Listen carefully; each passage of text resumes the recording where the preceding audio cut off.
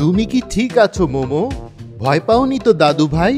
এটা কি ছিল প্রফেসর কোকো? সবকিছু এমন কেঁপে উঠলো কেন? এটাকে ভূমিকম্প বলে মোমো। ভূমিকম্প? হ্যাঁ, এটা একটা প্রাকৃতিক দুর্যোগ। ভূমিকম্প কেন হয় প্রফেসর কোকো? এর পেছনে অনেক কারণ আছে। এসো তোমাকে বুঝিয়ে বলি ভূমিকম্প কেন হয় আর কিভাবে ভূমিকম্প থেকে বাঁচতে হবে।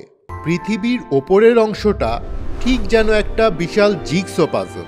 পুরোটা কিন্তু একসাথে যুক্ত নয়, বরং প্রায় 20টি বড় বড় ভাগে বিভক্ত।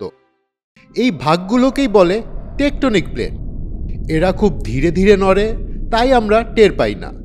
কিন্তু যখন দুটি প্লেট একে অপরকে ধাক্কা দেয়, চাপ সৃষ্টি করে বা একে অপরের পাশ ঘেঁষে এগিয়ে যায়, তখনই ঘটে ভূমিকম্প। প্লেটগুলো যে স্থানে এসে পরস্পরের সাথে ঘর্ষণ সৃষ্টি করে, সেই স্থানটাকেই বলা হয় ফল্ট বা ফল্ট প্লেন। ভূমিকম্প প্রায়ই হয়, কিন্তু বেশিরভাগই এত ছোট যে আমরা অনুভবই করতে পারি না। কিছু কিছু আবার এত শক্তিশালী হয় যে অনেক দূর থেকে অনুভব করা যায়। ভূমিকম্পের 3টি প্রধান ধরন আছে। কনভার্জেন্ট বাউন্ডারি, সংঘর্ষ সীমান্ত। প্লেটগুলো একে অপরের দিকে চাপ দেয়। চাপ ধীরে ধীরে বাড়তে বাড়তে একসময় ভেঙে যায়, আর তখনই বুম, তীব্র ভূমিকম্প হয়। এই ধরনের ধাক্কা থেকে পাহাড় তৈরি হতে পারে। ডাইভার্জেন্ট বাউন্ডারি, বিচ্ছিন্ন সীমান্ত। প্লেটগুলো একে অপরের থেকে দূরে সরে যায়, তখন জমিতে ফাটল তৈরি হয় আর নিচের গলিত শিলা বা লাভা ওপরে উঠে আসে, ফলে ছোট ছোট ভূমিকম্প ঘটে। ট্রান্সফর্ম ফল্ট, স্লাইডিং সীমান্ত। প্লেটগুলো পাশ ঘেঁষে একে অপরকে ছাড়িয়ে যায়। অনেক সময় রুক্ষ প্রান্তগুলো আটকে থাকে, আর হঠাৎ ছুটে গেলে শক্তিশালী স্ট্রাইক স্লিপ ভূমিকম্প হয়।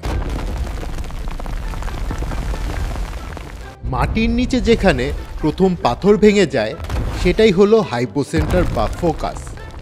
আর তার ঠিক ওপরে জমির যে বিন্দুতে সবচেয়ে বেশি কম্পন অনুভূত হয়, সেটাই হলো এপিসেন্টার। বিজ্ঞানীরা ভূমিকম্পের সব ধরনের কম্পন মাপতে সিসমোগ্রাফ ব্যবহার করেন। ভূমিকম্পের সময় যদি হঠাৎ মাটি কাঁপতে শুরু করে, ভয় পাওয়া যাবে না, শান্ত থাকতে হবে এবং মনে রাখতে হবে 3টি জরুরি নিয়ম: drop, cover, hold on. Drop, সাথে সাথে হাত এবং হাঁটু ভাঁজ করে নিচে বসে যেতে হবে, যাতে ভারসাম্য বজায় থাকে এবং পড়ে যাওয়ার ঝুঁকি কমে। কাভার, কাছাকাছি কোনো টেবিল বা মজবুত আসবাব থাকলে তার নিচে চলে যেতে হবে। সেখানে থেকে মাথা ও ঘাড় দুহাত দিয়ে ঢেকে রাখতে হবে, যাতে ওপরের দিক থেকে কিছু পড়লেও আঘাত না লাগে।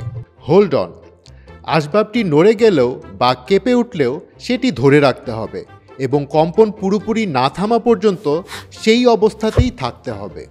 যদি আশেপাশে কোনো আসবাবের নিচে যাওয়ার সুযোগ না থাকে, তাহলে যেখানে আছো সেখানেই থাকতে হবে।